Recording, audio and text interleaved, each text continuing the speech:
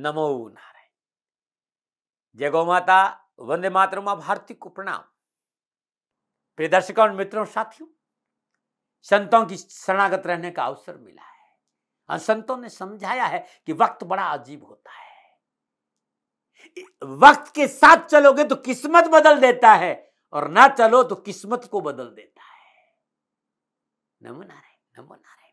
30 अप्रैल रात में अपनी मूल त्रिकोण राशि कुंभ में प्रवेश कर रहे हैं। 30 साल के बाद अपनी मूल त्रिकोण राशि कुंभ में प्रवेश, और जिस तरह की ग्रह योग है, इतने सुंदर महासंयोग में 30 अप्रैल 2022 शनि अमावस्या महोत्सव श्री शनिधाम शनि तीर्थ क्षेत्र असोला फतेहपुर बेरी में आपका स्वागत। करिए शनि भगवान के दर्शन, पूजन, तेलाभिषेक, संपूर्ण कष्टों से छुटकारा। दिल्ली और एनसीआर के सभी शनि भक्तों से मेरा निवेदन, शनि तीर्थ क्षेत्र असोला फतेहपुर बेरी अद्भुत तपोभूमि है मेरी। खाली दर्शन करने से शनिदेव की कृपा का प्रसाद प्राप्त होगा और जीवन खुशियों से भर जाएगा।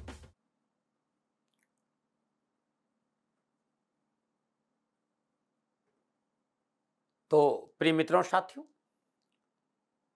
राहु केतु की राशि परिवर्तन का आपकी राशि पर क्या प्रभाव पड़ेगा, इस विषय पर आऊं उससे पहले छोटा सा निवेदन कि गुरुमंत्र विद दातीमाज यूट्यूब का चैनल आपका अपना चैनल है। आपको लगता है कि मेरा कंटेंट ठीक है, इसे सब्सक्राइब करें, बेल की घंटी बजाएं, जिससे कि मेरा वीडियो आपको मिल जाए। लाइक ये आपकी इच्छा पर, मैंने कभी नहीं कहा। दूसरा, मैं इस चैनल पर हर रोज कैसा रहेगा आपका आज का दिन राशिफल लेकर आता हूं, वो जरूर देखें। गुरुमंत्र विद दाती महाराज पर 2022 और शनिदेव और 2022 और बृहस्पति देव कैसे रहेंगे, ये वीडियो भी आपको मिलेगा।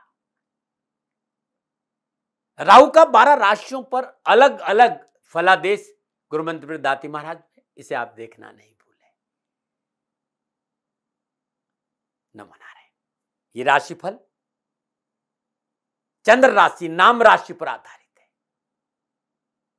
विधाओं का बहुत प्रयोग किया, अनुभव का प्रयोग पूरा है। लगन से भी देखा, दशाओं से भी देखा, ऋषि पाराशर जी का सिद्धांत, जैमिनी जी का सिद्धांत, केपी कृष्णमूर्ति जी का सिद्धांत, नाड़ी ज्योतिष, जितना मेरे पास अनुभव है, हर दृष्टिकोण को मैंने इस राशिफल में लगाया है। लेकिन आधार गोचर है, जो आपके सामने ये राशिफल है। नमो नारायण, नमो नारायण, नमो नारायण। प्रिय दर्शकों और मित्रों, साथियों, कैसे आप सभी लोग? शनिदेव आपकी रक्षा करे, आपका जीवन खुशियों से भरा रहे। शनिदेव की श्री चरणों में मेरा प्रणाम। 12 अप्रैल 2022 राहु और केतु का राशि परिवर्तन, इस विषय को लेकर वीडियो आपके सामने है, क्योंकि विषय बहुत महत्वपूर्ण है। थोड़ी देर आपके साथ रहूंगा। आशा करता हूं कि मैं कहीं आपके काम आऊं, ये मेरे सौभाग्य होगा, क्योंकि मेरे लिए मेरा राष्ट्र सर्वोपरि है। 12 अप्रैल 2022 दोपहर 3:29 के आसपास राहु वृषभ राशि से निकलकर मेष राशि में प्रवेश करेंगे और कृत्तिका का नक्षत्र का पहला चरण है, जिसमें राहु ने राशि परिवर्तन किया। उसमें सिंह लगन था और लगन में चंद्रमा। सूर्य मीन राशि अष्टम भाव में, मंगल शुक्र बृहस्पति कुंभ राशि में, शनि मकर राशि छठे भाव में, राहु बुध के साथ मेष राशि नवम भाव में और केतु तुला राशि तीसरे भाव में संचरण कर रहे थे। यहां राहु सूर्य के नक्षत्र में प्रवेश किया है। 14 जून को 2022 को भरणी नक्षत्र के चौथे चरण में दोपहर लगभग 1 बजे प्रवेश करेंगे और 16 अगस्त 2022 को भरणी नक्षत्र के तीसरे चरण में राहु आएंगे सुबह 10:21 पर। 18 अक्टूबर 2022 को भरणी नक्षत्र के दूसरे चरण में ही रहेंगे, तीसरे से दूसरे में आ जाएंगे और 20 दिसंबर 2022 भरणी नक्षत्र के प्रथम चरण में राहु का संचरण रहेगा। राहु 14 जून से लेकर 20 दिसंबर तक शुक्र के नक्षत्र में संचरण करेगा। केतु 12 अप्रैल 2022 3:19 तुला राशि में विशाखा नक्षत्र के तीसरे चरण में, 14 जून को विशाखा नक्षत्र के दूसरे चरण में लगभग 1 बजे, 16 अगस्त को विशाखा नक्षत्र के पहले चरण में और केतु 12 अप्रैल से 16 अगस्त तक बृहस्पति के नक्षत्र में संचरण करेंगे। 18 अक्टूबर 2022 को स्वाति नक्षत्र में चरण करेंगे और 20 दिसंबर 2022 स्वाति नक्षत्र के तीसरे चरण में केतु का संचरण रहेगा। केतु 18 अक्टूबर से 20 दिसंबर तक राहु के नक्षत्र में संचरण करेंगे। ये गणनाएं हैं जब राहु और केतु ने राशि परिवर्तन किया।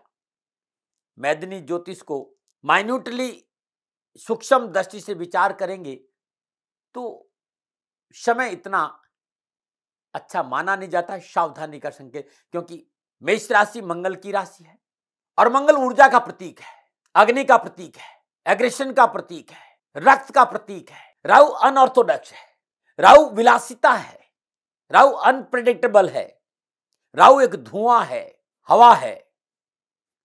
अग्नि को जब हवा मिलती है तो दावानल होता है। तो ये जो समय है टकराव का नहीं हो विश्व और राष्ट्र के लिए तो बहुत अच्छा मानेंगे, क्योंकि जिनके पास कोई काम नहीं है अपनी पूछ के लिए टकराव करेंगे कि हमें स्वीकार करो, हम भी कुछ है। तो सत्ता पक्ष को विपक्ष का टकराव झेलना पड़ेगा बिना किसी कारण। कोई मुद्दा नहीं तब भी टकराव, कोई कारण नहीं, अनऑर्थोडॉक्स, कोई मतलब नहीं। संवेदनशील विषयों पर असंवेदनशील टिप्पणियां और बयानबाजी बखेड़ा करा करेगी। प्राकृतिक घटनाएं होगी ऐसा नजर आता है, चाहे बीमारी को लेकर हो, चाहे फिर आंधी तूफान हवा अग्नि को लेकर हो, पानी को लेकर हो। ये 18 महीने की घटनाओं के बारे में बात, ये 18 महीना है, क्योंकि राहु 18 महीना तक मेष राशि में रहेंगे। भूकंप, भूस्खलन, बाढ़ जैसी घटनाओं में संभावना नजर आती है। प्राकृतिक प्रकोप से विश्व जूझता हुआ नजर आएगा। और क्योंकि राहु दूर खड़े होकर मजा भी देखता है, तो इस बात का विशेष ध्यान रखना पड़ेगा कि वे लोग जो उच्च पदों पर विराजमान हैं, लेट गो की अवस्था रखनी पड़ी, छोड़ो, अपने काम पर ध्यान।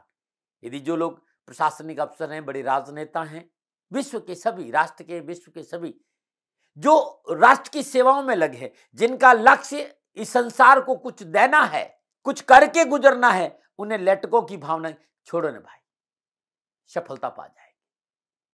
इस समय बहुत से लोग धर्म के पर किए अनर्गल बयानबाजी से सांप्रदायिक स्वार्थ में कमी का संकेत भी दे रहे। तो बहुत से लोगों की ये शैली रहेगी किसी तरह बखेड़ा कार्य करो।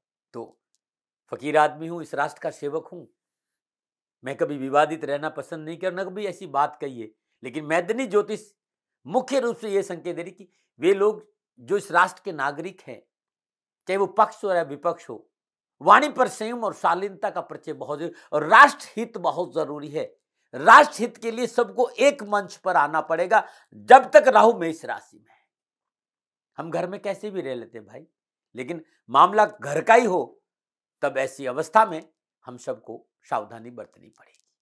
मित्रों, साथियों, ये राहु के बारे में था मेरा छोटा सा निवेदन, क्योंकि राहु बहुत बड़ा परिवर्तन है 18 महीने के लिए। पर शनि के बाद कोई बड़ा परिवर्तन है राहु, और उसके बाद बृहस्पति, और ये तीनों ही ग्रह बदल रहे हैं। राहु मेष राशि में आ रहे हैं, शनि अपनी मूल त्रिकोण राशि कुंभ में प्रवेश करेंगे, और बृहस्पति अपनी स्वयं की राशि मीन में प्रवेश करेंगे। और तीनों के तीनों ग्रह अप्रैल में 2022 में राशि परिवर्तन करेंगे। तो इस विषय पर मुझे कहना जरूर है, वीडियो थोड़ा सा बड़ा हो सकता है, ऐसी अवस्था में यूट्यूब पे सुविधा है, टेक्नोलॉजी बहुत मजबूत है। आप नहीं सुनना चाहते तो फॉरवर्ड कर दे, लेकिन सुने जरूर, क्योंकि भारतीय सनातन संस्कृति की जो खुशबू है उन्हें समझना चाहिए कि राहु है क्या, 12 राशियों पर क्या प्रभाव रहेगा। वीडियो मैंने बनाया और प्रत्येक राशि का अलग अलग वीडियो है ये, लेकिन इस विषय को समझिए, क्योंकि राहु केतु को समझना बहुत जरूरी है। प्रिय मित्रों, साथियों, किसी विषय पर फलादेश करने के लिए पहले विषय की गहराई को समझना बहुत जरूरी, क्योंकि जब मैं प्रभु की चर्चा शुरू करी थी शनिदेव की 45 साल पहले, आराध्य शनिदेव को लेकर कम भ्रांतियां नहीं थी, आज भी है, लेकिन बहुत हद तक कर्म फलदाता शनिदेव के आसपास लोग आए। आज घर घर गली गली उनकी आराधना होती, पूजा होती, भय कम हुआ, लोग समझने लगे। इसी प्रकार राहु केतु के बारे में भी बहुत भ्रांतियां हैं, और इन भ्रांतियों की वजह से भय भ्रम बहुत है और बहुत से तनाव भी है।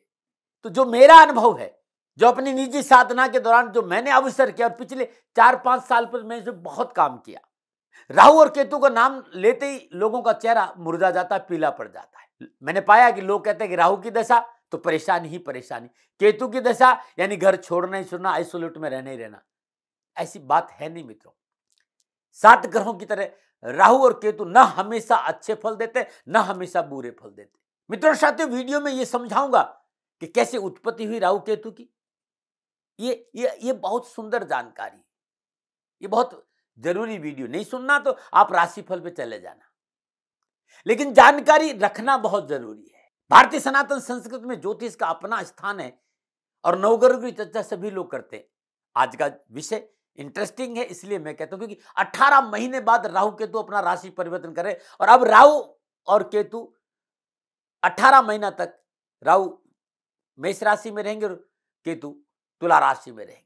और 12 राशियों पर क्या प्रभाव रहेगा, यह विषय मैंने बहुत ही माइन्यूटली देखा और आपके सामने रखा। लेकिन क्या है राहु केतु, कैसे बने राहु केतु, क्या प्रभाव है राहु केतु का, हमारे जीवन में इनका क्या रोल है, वास्तव में ज्योतिष के आसपास रहते हैं तो हमें जानकारी मिलेगी कि इन ग्रहों के बारे में। जन्म कुंडली के 12 भाव होते हैं, 9 ग्रह, 27 नक्षत्र का समावेश जन्म कुंडली है।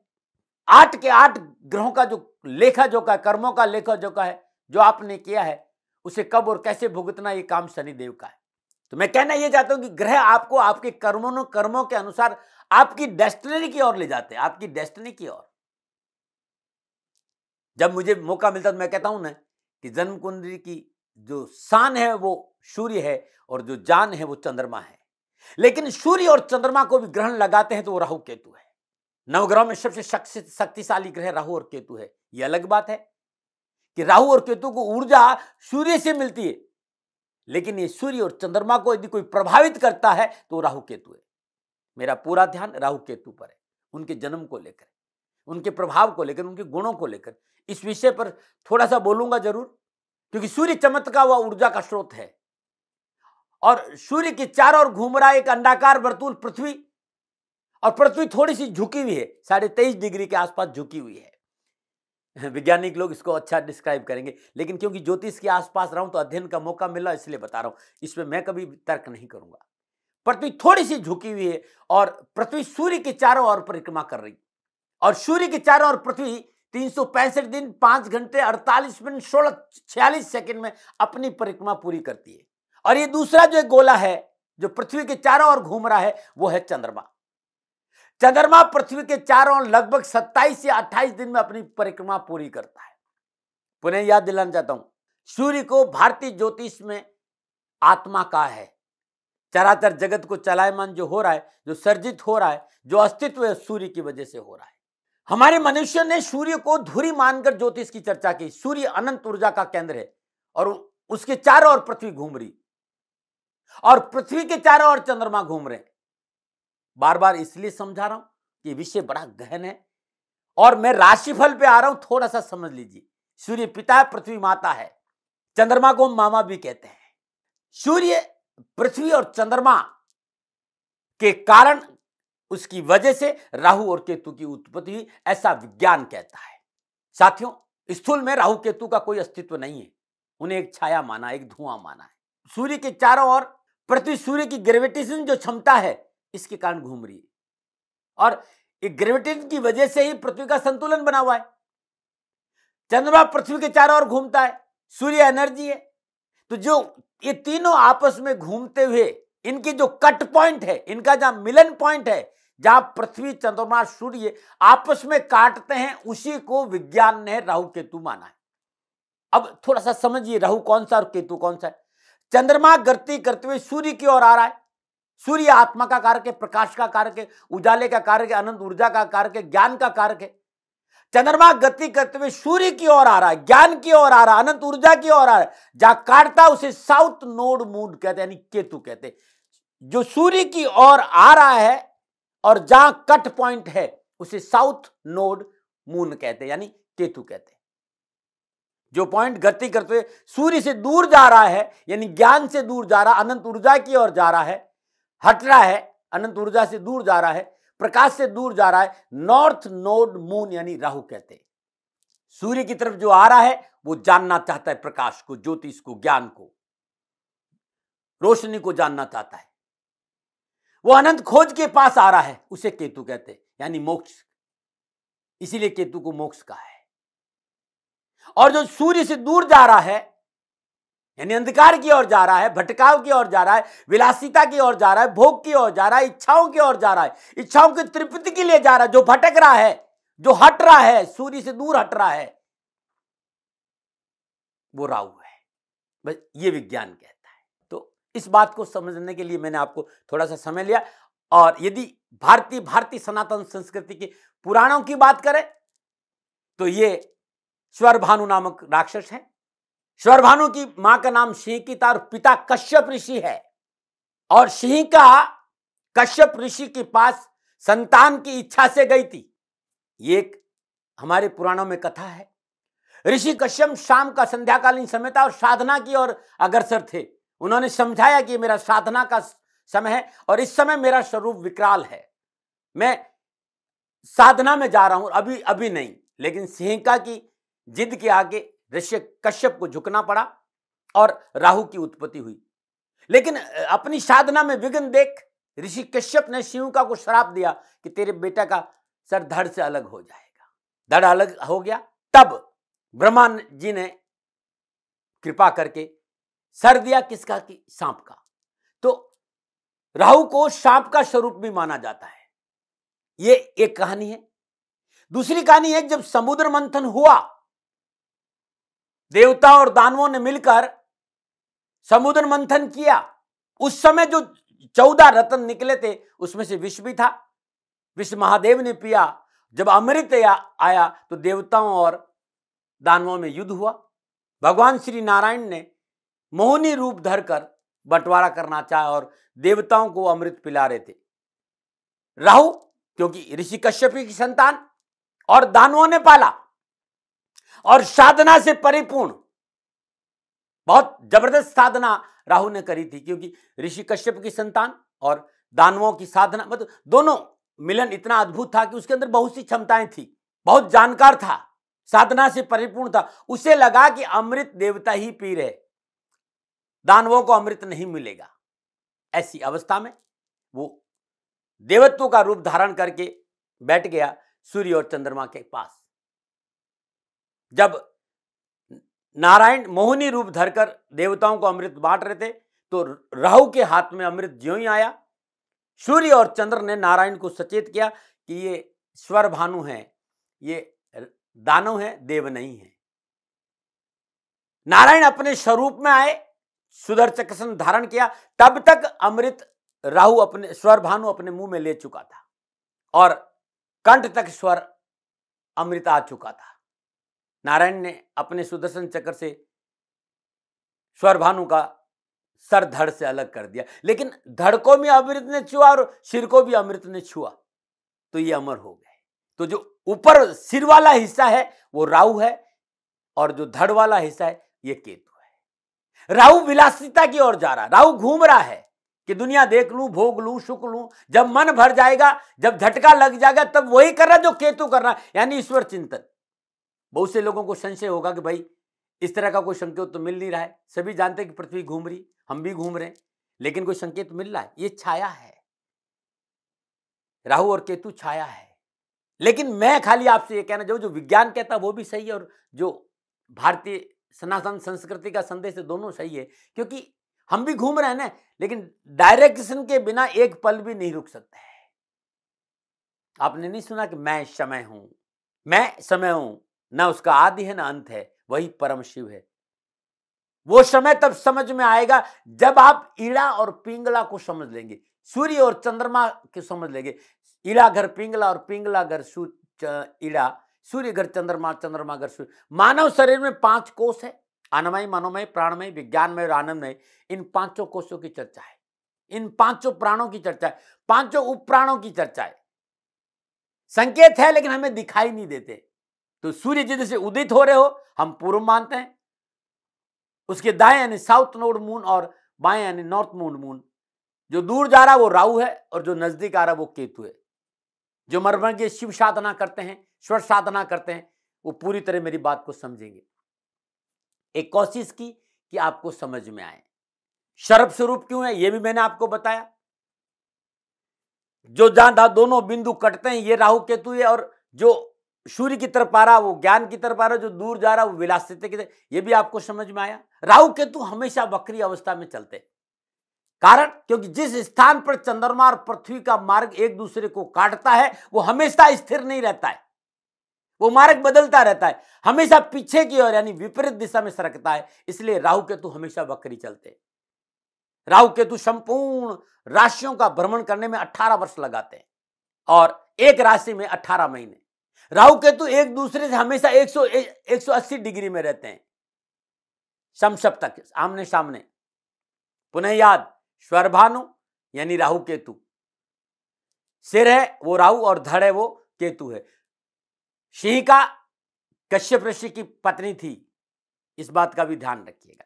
तो ये छोटी सी कहानी थी जो मैं आपको समझाना चाह रहा था। यदि आपको नहीं समझना, इसको आप स्किप करके राशिफल पे आ जाना, लेकिन चीजों को नहीं जानेंगे ना तो फिर ज्ञान अधूरा रहता है, अधूरा ज्ञान नुकसानदायक रहता है।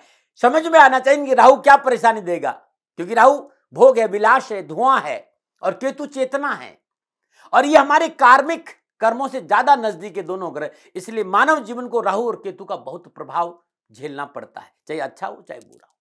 अब 12 राशियों पर क्या प्रभाव रहेगा राहु और केतु का। राहु के पास इंद्रियां हैं, ध्यान रखिएगा, आंख है, नाक है, कान है, जीवा है, सारी इंद्रियां राहु के पास में। वो इंद्रियों का सुख है और इंद्रियों के सुख कभी भी मनुष्य को तृप्त नहीं होने देते हैं। हमेशा वो अधिक पाने की चाह रखता है, क्योंकि उसके पास शरीर नहीं है, खाली इंद्रियां है, वो तृप्त नहीं हो रही। भागम भाग दौड़ जिसका कोई अंत नहीं है। तो राहु जहां बैठेगा वो यही करेगा। राहु हमेशा छद्म वेशधारी है, अपनी इच्छाओं की पूर्ति के लिए कुछ भी रूप धारण कर लेता है। अरे राहु जन्म कुंडली में जिस भाव में, जिस राशि में बैठता है उसका फल प्रदान करता है। यदि उस पर शुभ ग्रहों की दृष्टि है, व्यक्ति को बहुत दूरदृष्टि वाला बनेगा, इन्वेस्टिंग का बादशाह बनेगा, जासूस हो सकता है। और यदि ये प्रतिकूल बैठा है, बार बार छल हो रहा है, धोखा हो रहा है, परेशानी हो रहा है, राहु अनुकूल नहीं है इसका मतलब। और केतु चेतना से संबंध रखता है। तो ये बातें मुझे बहुत समझानी जरूरी थी, इसलिए आपको समझाया। अब मैं तो मीन राशि वालों के लिए राहु केतु के राशि परिवर्तन पर ग्रह योगा योग मैंने चर्चा करी, नक्षत्रों की चर्चा करी और यह बताने का कोशिश करी कि राहु क्या है, विज्ञान क्या कहता है, भारतीय सनातन संस्कृति क्या संकेत देती, राहु कैसे काम करता है और केतु कैसे काम करता है। समय थोड़ा सा आपका लिया, लेकिन समझाने की कोशिश की, क्योंकि समझ में जब आ जाएगा ना तो भय भ्रम भ्रांतियां स्वतः ही मिट जाएगी। मेरा प्रयास था आपको अवगत कराना माइन्यूटली कि यह है राहु और केतु। अब मीन राशि वालों पर राहु केतु के राशि परिवर्तन का क्या प्रभाव रहेगा, इस विषय पर आ रहा हूं। मीन राशि वालों के राहु दूसरे भाव मेष राशि में और केतु नवम भाव तुला राशि से संचरण करेगा। दूसरा भाव धन का भाव है, वाणी का भाव है, परिवार का भाव है, बैंक का भाव है, बचत का भाव है, खान पान का भाव है। मीन राशि वालों के लिए राहु दूसरे भाव में है और वो मेष राशि में बुध के साथ संचरण कर रहे हैं और केतु अष्टम भाव तुला राशि में संचरण कर रहे हैं। सूर्य लगन भाव मीन राशि, चंद्रमा छठे भाव सिंह राशि, मंगल शुक्र बृहस्पति के साथ द्वादश भाव कुंभ राशि, शनि 11 भाव स्वराशि मकर में विराजमान है। पुनः याद दिला रहा हूं कि दूसरा भाव वाणी का भाव है, परिवार का भाव है, धन का भाव है, बैंक बैलेंस बचत का भाव है। कारोबार की दृष्टिकोण से, कामकाज की दृष्टिकोण से, नौकरी की दृष्टिकोण से मीन राशि वालों के लिए दूसरे भाव में राहु का संचरण सुखद रहेगा। अकस्मात व्यापार में लाभ, धन वृद्धि के अवसर, व्यापारिक संबंधों में प्रगाढ़ता आएगी, आय के नई साधनों की प्राप्ति का प्रबल योग। यदि आप नौकरी में तो आपको सफलता के अच्छे योग है, शत्रु चाहकर भी आपको नुकसान नहीं पहुंचा पाएगा और अनावश्यक कर्जों से मुक्ति मिलेगी, क्योंकि दूसरे भाव धन और आर्थिक परिस्थितियों और नौकरी के हिसाब से अच्छा माना जाता है। लेकिन राहु यह संकेत दे रहा है कि धन का खर्च सोच समझ कर करना। धन आएगा लेकिन जाएगा भी दौड़कर, इस पे ध्यान। दूसरा, इन्वेस्टमेंट सूझबूझ और सलाह से करने से अच्छा रहेगा, अन्यथा खर्चों से वजह से तंगी भी आ सकती। हाँ, आर्थिक पक्ष को लेकर पारिवारिक सदस्यों के साथ मनमुटाव की प्रबल संभावना है, इससे आपको बचना हो, क्योंकि पूरी नजर लक्ष्य आपका धन कमाने पर रहेगा और परिवार में कलह जरूर होगा, चाहे वो पैतृक संपत्ति को लेकर हो या किसी स्वार्थ की वजह से भी हो, लेकिन कलह है। ऐसी अवस्था में नीति नियम सिद्धांतों को ताक पर नहीं रखना, अन्यथा परेशानी आ जाएगी। नीति नियम सिद्धांतों का साथ लेकर पारिवारिक मसलों को निपटाना है, इस बात का विशेष ध्यान रखिएगा। अनैतिक तरीके से धन नहीं आए, क्योंकि धन आएगा, तरीका अनैतिक हो सकता है, क्योंकि राहु अनऑर्थोडॉक्स है और अनप्रेडिक्टेबल है, धुआं है, ये कुछ भी कर सकता है। तो अनैतिक तरीके से धन नहीं आए, इस पर पैनी दशा आपको रखनी होगी। यदि अनैतिक तरीकों से धन आया और आपने कानूनी नियमों का उल्लंघन किया तो परेशानी है, लेकिन आपका व्यवसाय जैसा है नियमों का पालन जरूर करें, धन तो आएगा। युवा विद्यार्थियों के लिए समय थोड़ी सी मेहनत और परिश्रम का है, पढ़ाई में थोड़ा सा ध्यान देना पड़ेगा, मेहनत करनी पड़ेगी, सफलता मिल जाएगी। कार्य में अनावश्यक परेशानी और अड़चनों की वजह से मन व्यथित रहेगा, लेकिन फुल ऑफ चैलेंज है, लेकिन चैलेंज के बाद जो अपॉर्चुनिटी मिलेगी उससे मन बड़ा रिलैक्स रहेगा। तो चैलेंज से घबराना नहीं है, वेट एंड वॉच करना, लाभ मिले। हाँ, वाणी की कठोरता बने बनाए काम आपकी बिगाड़ सकती है, इससे जरूर बचना चाहिए। दूसरे भाव में राहु है, खान पान पर शुद्धता बहुत जरूरी है। अनर्गल और अनियमित खान पान आपको परेशानी में डाल सकता है। केतु आपके अष्टम भाव में, मीन राशि वालों केतु अष्टम भाव में तुला राशि में है, तो यहाँ केतु अनावश्यक खर्चों का संकेत दे रहा है। कुटुंब परिवार में बिना मतलब की उठापटक भी देती, कुटुंब परिवार में बिना मतलब का उठापटक का संकेत दे रही है। बिना मतलब का उठापटक हो सकता है कुटुंब परिवार में, ये देख लेना। अनैतिक तरीकों से धन का आगमन की संभावना नजर आ रही है, आपको विशेष सतर्कता बरतनी पड़ेगी, बड़ा नुकसान हो सकता है, इसे ध्यान रखें। शेयर मार्केट, स्टॉक मार्केट में विशेष सावधानी का संकेत नजर आ रहा है, लेकिन केतु यहां आपको ऑकल्टम साधनाओं की ओर जोड़ेगा। पूजा पाठ, कुछ नया सीखना, ये उस और ज्यादा लेके जाएगा। विशेष सावधानी क्या है? पारिवारिक मतभेदों से बचना है, विवादित भूमि संबंधी सौदों से दूर रहना है। क्रोध और हठ धर्मिता नुकसान का कारण बनेगी। संक्रमण से बचना चाहिए, किसी प्रकार का संक्रमण तुरंत चिकित्सा का सहारा लीजिए। नक्षत्र गणना इस बात का संकेत दे रहा है कि स्वास्थ्य को लेकर सावधानी अपेक्षित, विशेषकर शुगर, किडनी या हाई बीपी की समस्या है तो तुरंत चिकित्सा का सहारा लें और रेगुलर मेडिकल चेकअप होता रहना चाहिए। क्या करें? रविवार के दिन एक जटा वाला नारियल अपने ऊपर से 7 बार उसारे और किसी कन्या को दान में दे दे, बहुत शुभ रहेगा, या फिर बहते पानी में प्रवाह कर दे। ओम राहुए नमः, ये बीज मंत्र आपको अति लाभ देगा। या ओम भ्राम ब्रीम ब्रह्म श राहुए नमः। चांदी की छोटी सी 2 बाई 2 इंच की ईंट अपने घर के ईशान कोण में रख दीजिएगा बनाकर।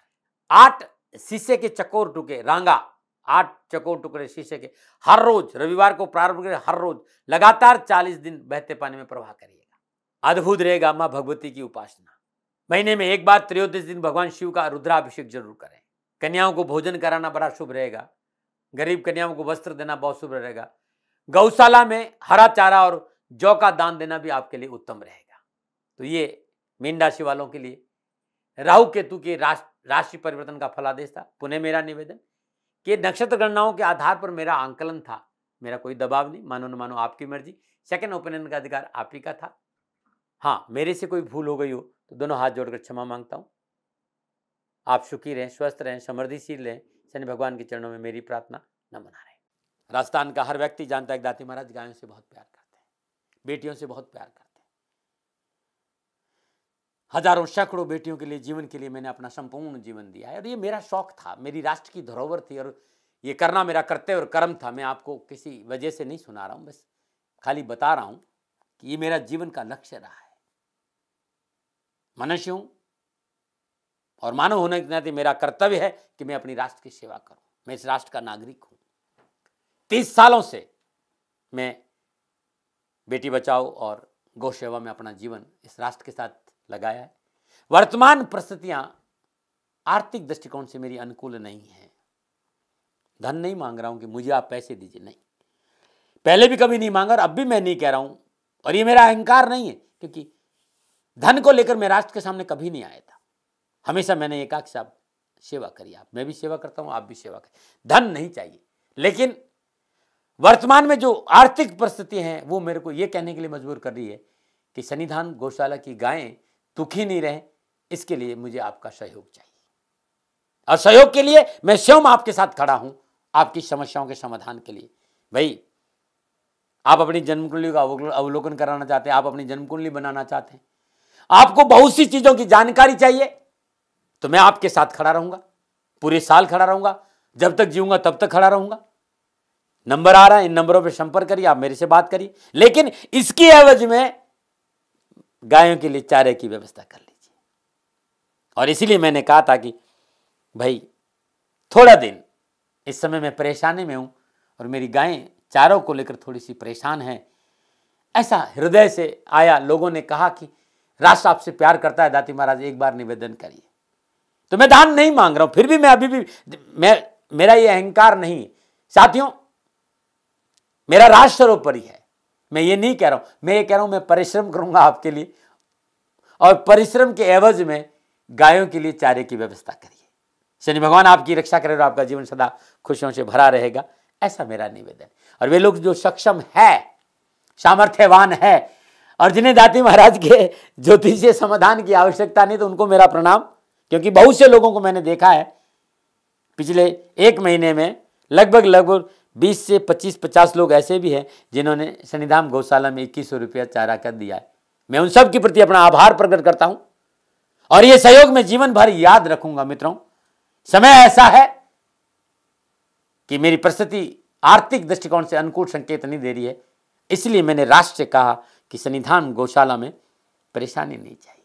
सरकार सपोर्ट कर रही है अपनी सीमाओं में रहते हुए, जो सरकार करती है, लेकिन उससे पूरा नहीं पड़ता है, ये आप भी जानते हैं।